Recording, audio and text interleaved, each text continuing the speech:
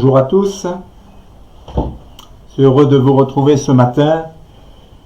Nous voici arrivés au 10e dimanche de confinement quasi total et nous l'espérons le dernier. Pas le dernier dimanche où je vais partager quelque chose parce que les réunions dans les lieux de culte sont toujours interdites. Maintenant, on peut avoir des réunions, mais jusqu'à 10 personnes. Donc je vais encore dimanche prochain, j'apporterai encore quelque chose. Mais en effet, demain, notre nation va entrer dans la phase de remise en route dans notre pays. Et nous savons d'ores et déjà que ce ne sera pas simple. La vie de l'homme, en général, n'est pas simple. Mais comme je l'ai partagé dimanche dernier, nous avons un libre arbitre sur nos vies et nous sommes libres de nos choix et de notre destinée dans la grande majorité des cas. Alors je me suis posé la question de savoir ce que nous ferions si nous avions une notice de fonctionnement de l'homme. Je regardais cette semaine la notice de mon smartphone. Donc moi j'ai un smartphone comme plein de gens. Il y en a plein, il y en a qui n'en ont pas, mais il y en a tellement qui en ont. Et ça m'a fait réfléchir car pour ce seul petit appareil, il n'y a pas moins de 242 pages de notices. Alors, j'ai regardé un petit peu, j'ai vu que les 58 premières pages concernent les fonctions de base, celles qui sont nécessaires de connaître pour utiliser son smartphone de façon basique. Ensuite, il y a 97 pages qui concernent les applications et leurs fonctions. Et puis, il y a ensuite 85 pages pour les paramètres et encore des pages au sujet des pannes éventuelles et de l'entretien de l'appareil. Alors, dans les fonctions de base, nous trouvons 7 pages uniquement consacrées aux mises en garde quant à l'utilisation de l'appareil de façon contraire à ce pourquoi il a été fabriqué et vendu. Mais il y a aussi les risques qui sont liés à une mauvaise utilisation. Et au final, le but de ce manuel est de nous faire connaître comment il faut utiliser notre appareil afin que nous ayons le plaisir d'en retirer tout ce que nous en attendons et ce qui en fait a motivé notre achat. Alors pour résumer, notre smartphone est, il faut le dire, un trésor de technologie. Il a une batterie que nous pouvons recharger, sinon il ne fonctionne tout simplement pas. Il est un excellent moyen de communication. Il doit être connecté à un réseau pour recevoir et émettre des informations. Par contre, il est fragile, il a besoin d'attention et il y a de gros risques liés à une utilisation contraire à ce pourquoi il a été conçu. J'ajoute enfin que le non-respect de certaines règles élémentaires de sécurité et d'utilisation annule la garantie. Alors peut-être êtes-vous en train de vous demander pourquoi ce matin je viens vous parler de mon smartphone, mais évidemment je vais m'empresser de vous en donner la réponse. En effet, j'ai pu faire un parallèle intéressant entre ce smartphone et l'homme, car j'ai remarqué que l'homme, comme cet appareil, aurait bien besoin d'un manuel de fonctionnement. Aurait bien besoin, ai-je dit ? Mais si nous réfléchissons un instant, nous l'avons cette notice, ce précieux document qui est un trésor d'enseignement pour l'homme, c'est la Bible. Nous allons voir ce matin que la Bible est un ouvrage absolument extraordinaire que Dieu a donné aux hommes pour qu'ils sachent pourquoi et comment ils ont été créés et comment ils doivent se comporter pour avoir une vie la plus longue possible.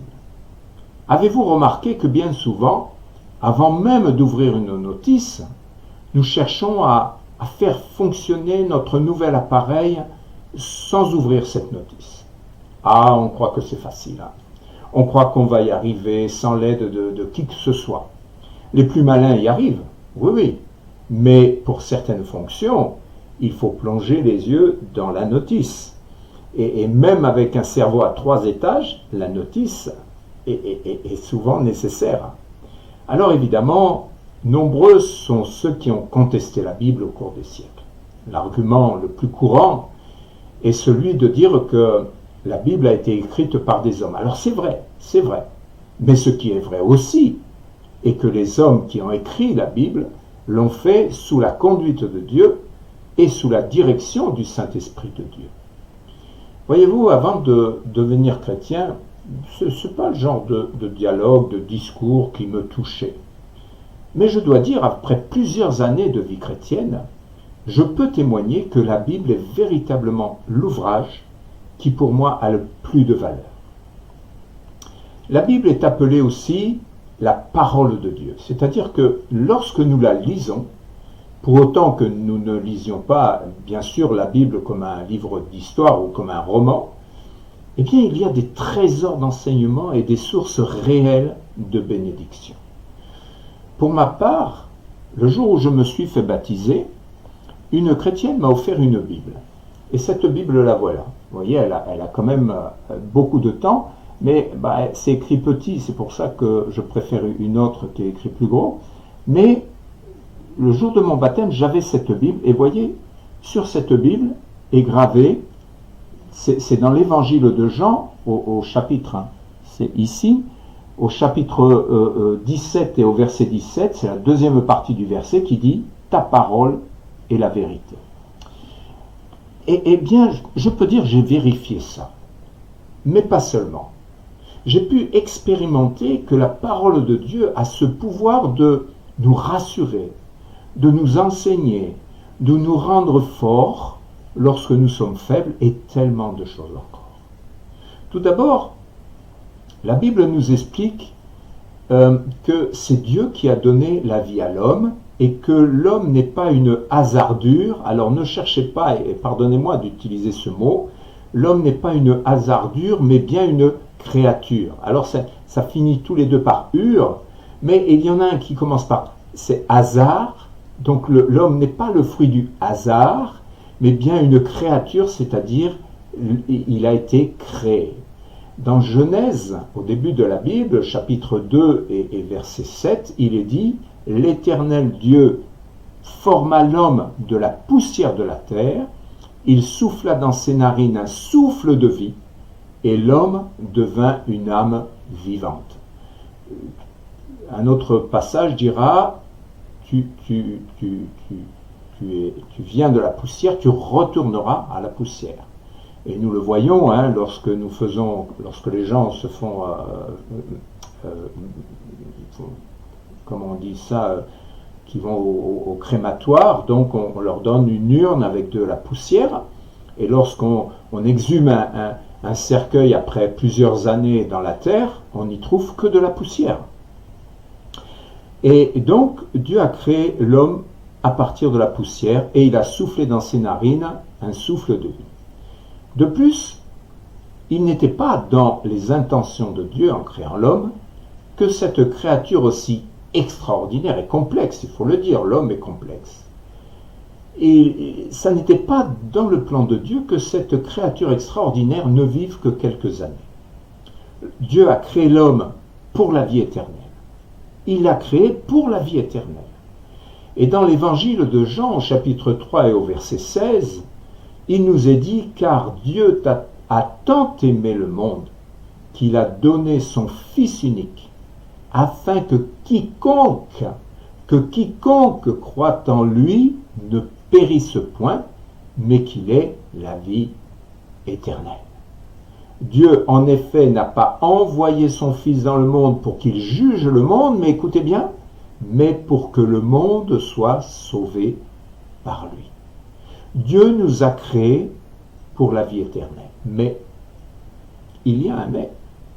Voyez-vous, comme pour votre smartphone, eh bien,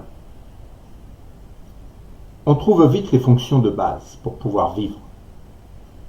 Regardez, naturellement, avec l'aide de nos parents au début, mais rapidement, nous savons que nous devons manger et boire. Certains plus que d'autres, c'est vrai. Mais notre estomac et notre métabolisme se chargent de nous le rappeler. Et tout aussi naturellement, nous savons utiliser nos yeux, notre odorat, nos oreilles, nos pieds, nos mains, parce que ce sont les fonctions de base de notre corps. Instinctivement, aux alentours d'un an, il y en a qui sont un peu plus rapides que d'autres, nous voulons nous mettre debout et marcher. Et rapidement, on se pose des questions, on a besoin de savoir et de trouver une certaine autonomie, de se forger une identité. Et voilà, ce sont les choses, nous allons dire, de base. Et toutes ces choses sont naturelles pour le plus grand nombre. Mais aussi, rapidement, nous sommes confrontés à des choix. Et de ces choix va dépendre notre avenir, au point que nous pouvons voir même notre vie abrégée à cause de nos mauvais choix. Alors oui, Dieu a créé l'homme pour la vie éternelle. Mais cette vie éternelle n'est pas sur cette terre, elle sera au ciel, pour autant que nous acceptions et respections les conditions que Dieu a fixées. Et oui, il y a des conditions, bien entendu, et c'est Dieu qui les a fixées. Regardez ce smartphone. Je le possède depuis bientôt 2 ans. Il n'a aucune rayure, aucun choc, mais je peux vous dire, j'en prends soin. Oh, je ne suis pas là en train de le couver, toujours l'élastiquer, non. Mais j'en prends soin, car je sais la valeur qu'il a, et je sais que si je veux qu'il dure le plus longtemps possible, eh bien je dois en prendre soin. Et voyez-vous, je pourrais l'utiliser, alors j'ai imaginé ça, je pourrais l'utiliser comme une spatule par exemple pour faire les joints de plâtre. Je pourrais l'utiliser pour caler un meuble. Je pourrais l'utiliser comme une raquette. Je pourrais le lancer sur la table quand je rentre chez moi plutôt que de le poser délicatement. Et je pourrais l'avoir toujours avec moi sous la douche, à la piscine ou quand je vais me baigner dans la mer pour être toujours en contact avec les autres. Mais voyez-vous, la notice me dit, elle me met en garde contre une utilisation non conforme. Pour l'homme, c'est la même chose. Nous devons savoir qu'aux yeux de notre Créateur, nous avons de la valeur. Dieu nous aime. Et il tient à nous d'une manière que vous n'imaginez même pas. Le passage que nous avons lu tout à l'heure disait « Car Dieu a tant aimé le monde ». C'est-à-dire que son amour était tel qu'il est intervenu. Et Dieu n'a pas créé l'homme pour la mort, mais pour la vie. Mais un sérieux obstacle s'est interposé. Alors qu'Adam et Ève avaient été créés, ils ont désobéi à Dieu en faisant ce que Dieu avait interdit. Ils ont mangé du fruit de l'arbre de la connaissance du bien et du mal. Alors, évidemment, le plan de Dieu n'était pas que l'homme ne mange pas et n'ait pas la connaissance du bien et du mal, mais plutôt que l'homme ne le fasse que lorsque Dieu le lui dirait. Mais le résultat, en tout cas les faits sont là, l'homme a transgressé l'ordre de Dieu. Dès que l'homme a eu la connaissance du bien et du mal, malheureusement, rapidement, il va préférer le mal. Dans le livre de la Genèse, toujours au chapitre 6 et au verset 5, il nous est dit ceci: « L'Éternel vit que la méchanceté des hommes était grande sur la terre, et que toutes les pensées de leur cœur se portaient chaque jour uniquement vers le mal. » Uniquement vers le mal. Ça ne remonte pas à hier. Dès le commencement, les hommes, ils préfèrent le mal. Et aujourd'hui, je pense que si nous devions mettre dans la balance le mal qu'il y a dans notre siècle par rapport à celui des siècles passés, je pense que nous avons atteint des sommets terribles. Et le problème dans tout cela, c'est qu'à cause de cette désobéissance, l'homme a perdu son droit d'entrer dans l'éternité avec Dieu. Ce mal auquel il est attaché va prendre le nom de péché, et dès lors, Dieu va mettre en place un plan pour que l'homme retrouve sa place d'homme créé pour la vie éternelle. Donc vous m'avez suivi jusqu'à maintenant. L'homme, à cause du péché, a fermé la porte des cieux, mais Dieu qui aime l'homme et qui veut, qu'il a créé pour la vie éternelle, va mettre en place un plan incroyable pour que l'homme retrouve le chemin de la vie éternelle. Et comme je l'ai dit la semaine passée, l'homme est libre de choisir le bien ou le mal, il a un libre arbitre pour sa vie, mais il faut être conscient que le péché a créé une séparation entre l'homme et Dieu, un fossé qu'il est impossible de franchir si Dieu n'intervient pas. Il nous faut bien comprendre que l'homme a été créé à l'image de Dieu. Donc ça veut dire que l'homme a été créé parfait. Une créature parfaite, une créature qui avait une vraie relation avec son Créateur. Il y avait une chose en commun, et cette chose c'est la sainteté. Ah, aujourd'hui, c'est un mot que nous n'utilisons pas, tout simplement parce que nous ne savons même pas ce que cela signifie. Être saint, étymologiquement, signifie mis à part pour Dieu. C'est ça être saint. Et je voudrais ajouter que certains disent que pour être saint, il faut être mort. Mais si vous lisez la Bible, être saint, c'est quand on est vivant. C'est lorsqu'on est vivant qu'on retrouve la sainteté. On est mis à part pour Dieu. La sainteté, c'est la nature même de Dieu. C'est la nature même de Dieu. Et la sainteté comprend quoi? L'amour, la douceur, la droiture, la fidélité, le respect de nous-mêmes, la compassion, la miséricorde, la patience et encore d'autres vertus. Ah, j'en vois déjà, j'en entends déjà qui disent « ça c'est tout moi ». Ben oui, mais honnêtement, il faut l'admettre, toutes ces vertus, même si on en a une ou deux, il y en a beaucoup qui nous font cruellement défaut. Alors cette sainteté, le péché nous l'a fait perdre, et tout le problème est là, entre l'homme et Dieu. Un fossé s'est creusé, c'est comme si nous voulions mélanger les ténèbres et la lumière, le noir et le blanc, la vérité et le mensonge, la vie et la mort. Le résultat du péché est que nous n'avons plus la même nature que Dieu. Tout le problème est là.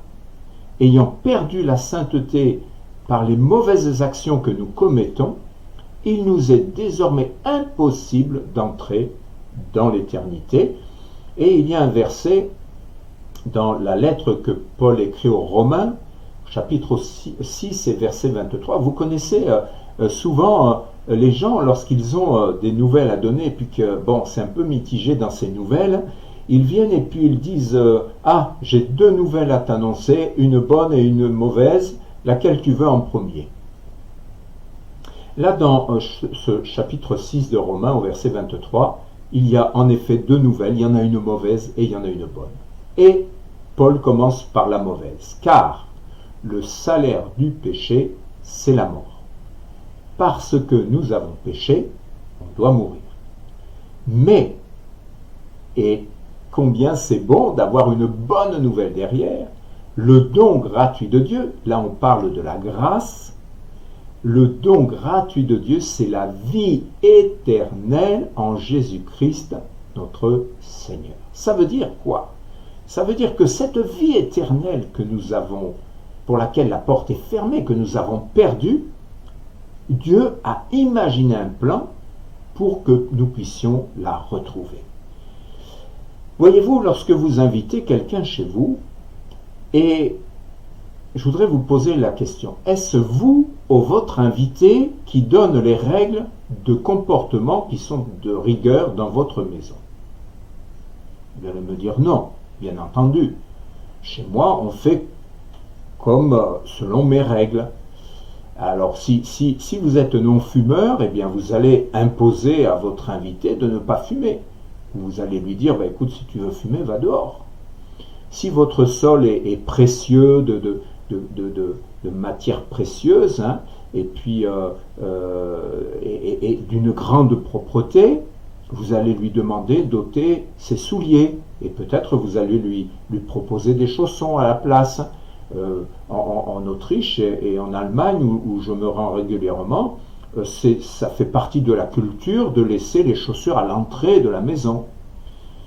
Si, pour bien profiter de votre invité, vous aimez laisser la télévision éteinte, par respect, eh bien, vous n'accepterez pas qu'il se mette à table avec une vidéo qu'il regarde sans cesse sur son smartphone pendant que vous êtes en train de parler avec lui. Toutes ces choses, vous n'allez pas les accepter, vous le comprenez bien.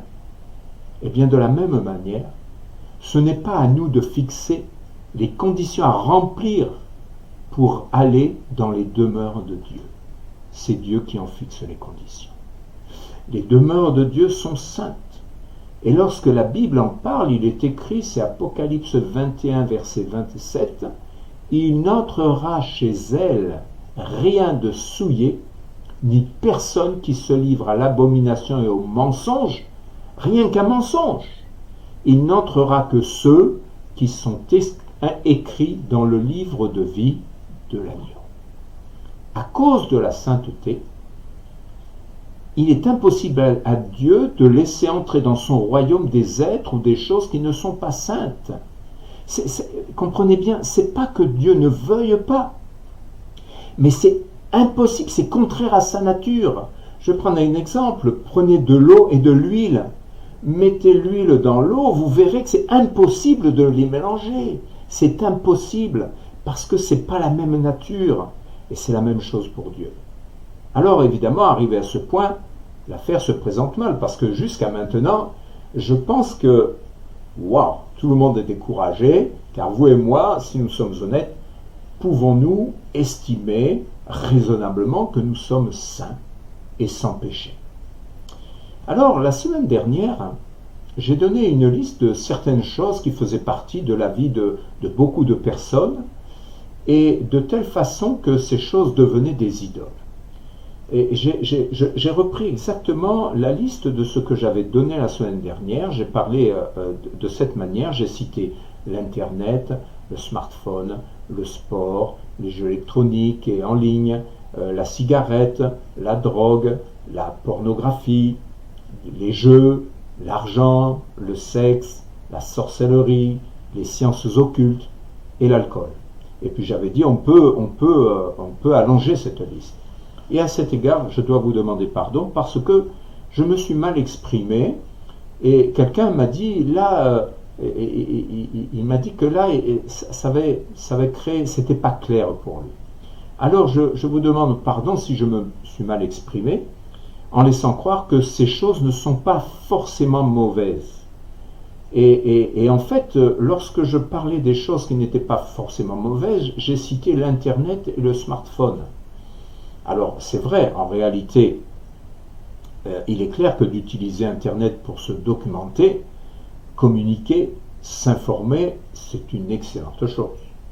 C'est exactement pourquoi aujourd'hui nous pouvons communiquer. Mais de nos jours, lorsque nous voyons que source Internet, voyez l'utilité, 41,34% du contenu d'Internet, c'est de la pornographie. C'est-à-dire qu'on approche dangereusement de la moitié du contenu d'Internet.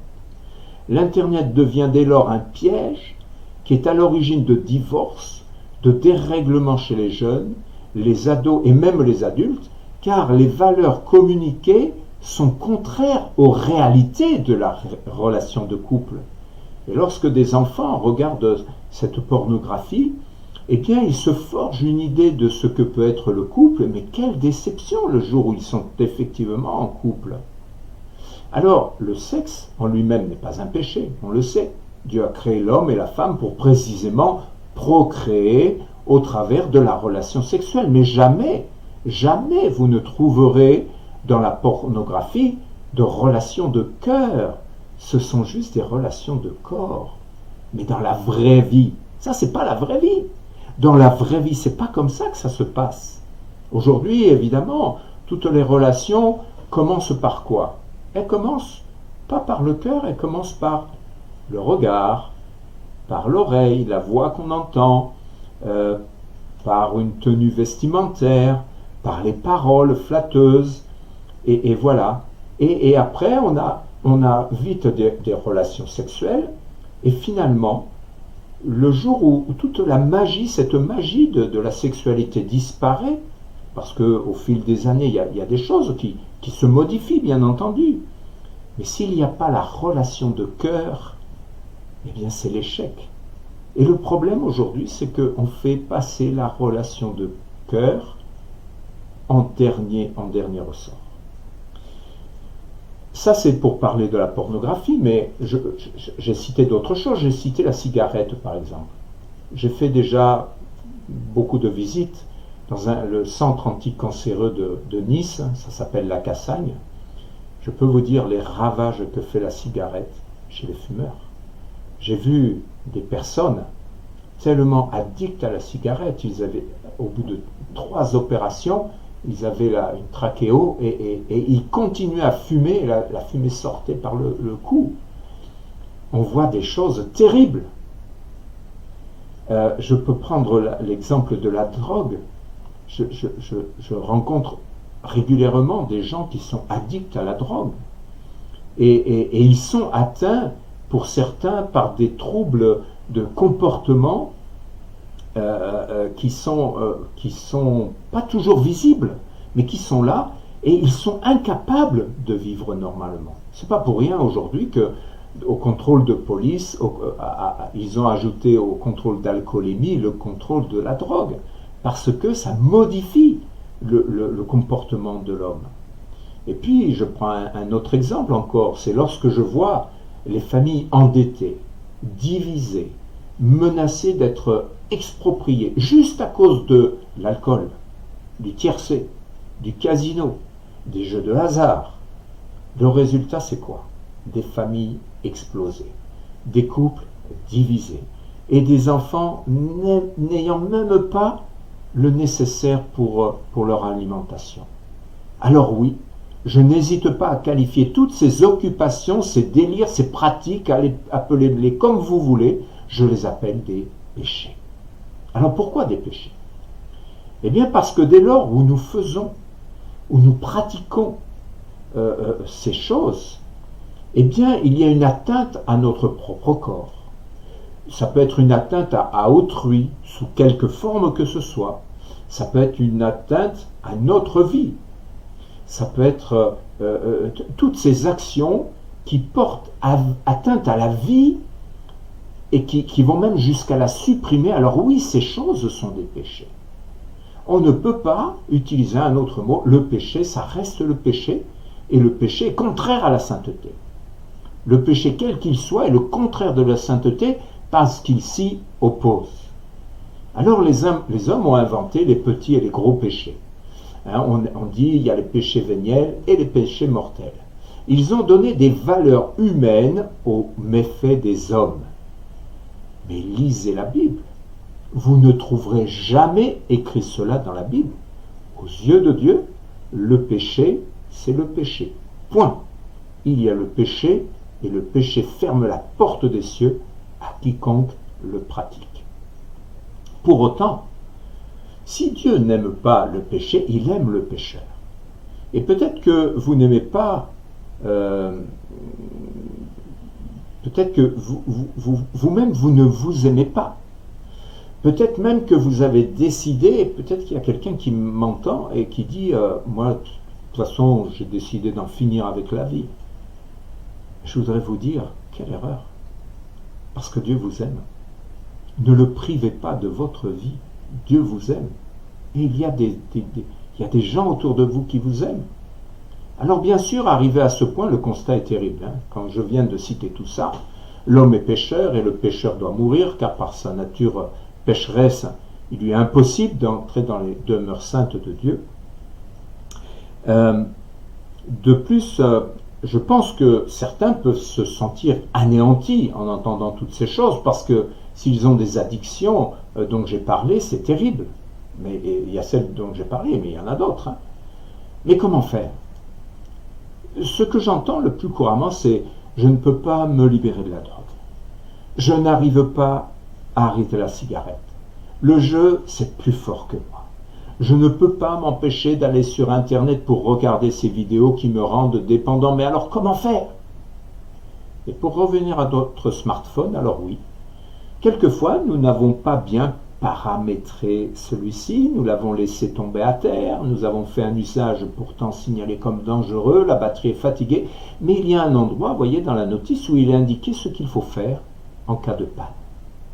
Eh bien, voyez-vous, de la même manière, la Bible nous explique comment paramétrer nos vies. Elle nous met en garde contre les pratiques nuisibles à notre destinée, qui est la vie éternelle. Elle ne nous cache pas les conséquences de nos péchés et le résultat tragique de tout cela. Mais il y a aussi des pages où il est écrit qu'en cas de panne, entre guillemets, en cas de mauvais fonctionnement, dans l'hypothèse où vous êtes vidé, où vous êtes à bout de souffle, Dieu a imaginé une solution, car la pensée de l'éternité pour l'homme ne l'a jamais quitté. Dans le livre de l'Ecclésiaste, chapitre 3, verset 11, il est dit ceci, en parlant de Dieu, « Il fait toutes choses belles en son temps, même il a mis dans leur cœur, la pensée, dans le cœur des hommes, il a mis dans leur cœur la pensée de l'éternité, bien que l'homme ne puisse pas saisir l'œuvre que Dieu fait du commencement jusqu'à la fin. » Puisque le problème récurrent de l'homme est la mort, cette mort qui s'oppose à l'éternité, puisque la mort est la conséquence de notre manque de sainteté, alors Dieu va imaginer un plan incroyable. Il va envoyer son Fils sur la terre, et Jésus-Christ va venir comme un simple homme pour être crucifié sur une croix. Cet événement était indispensable, incontournable, car si la mort était un obstacle à la vie éternelle, alors il fallait la vaincre. Et c'est pourquoi la croix a été dressée il y a près de 2000 ans, afin que Christ meure sur la croix, mais que par sa résurrection, il soit vainqueur sur la mort. Je vais vous lire, c'est dans la première lettre de Pierre au chapitre 2, les versets 22 à 24, il nous est dit ceci. Il est question de Jésus. Il parle de Jésus. Il dit « Lui qui n'a point commis de péché, et dans la bouche duquel il ne s'est point trouvé de fraude. » Donc déjà, Jésus y était sans péché. « Lui qui injuriait ne rendait point d'injure, maltraitait ne faisait point de menace, mais s'en remettait à celui qui juge justement. Lui qui a porté lui-même nos péchés en son corps sur le bois, afin que, morts au péché, nous vivions pour la justice, lui par les meurtrissures duquel vous avez été guéris. » Le plan de Dieu a fonctionné à merveille. La mort a été vaincue, et depuis, avoir l'espérance de la vie éternelle n'est plus dépendant de la volonté de Dieu qui veut que tous les hommes soient sauvés et parviennent à la connaissance de la vérité. C'est ce que va dire l'apôtre Paul quand il écrit à Timothée, première lettre de Timothée, chapitre 2 et tout au début de la lettre. Mais notre salut dépend de notre décision à nous.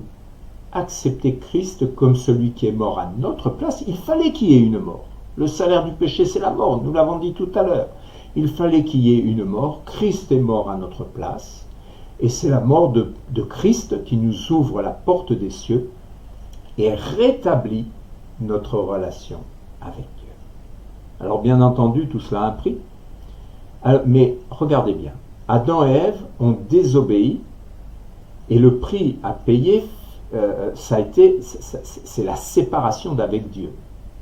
Mais de la même manière, notre obéissance à ce que Dieu nous demande va nous réconcilier avec Dieu et déterminer si nous allons avoir la vie éternelle.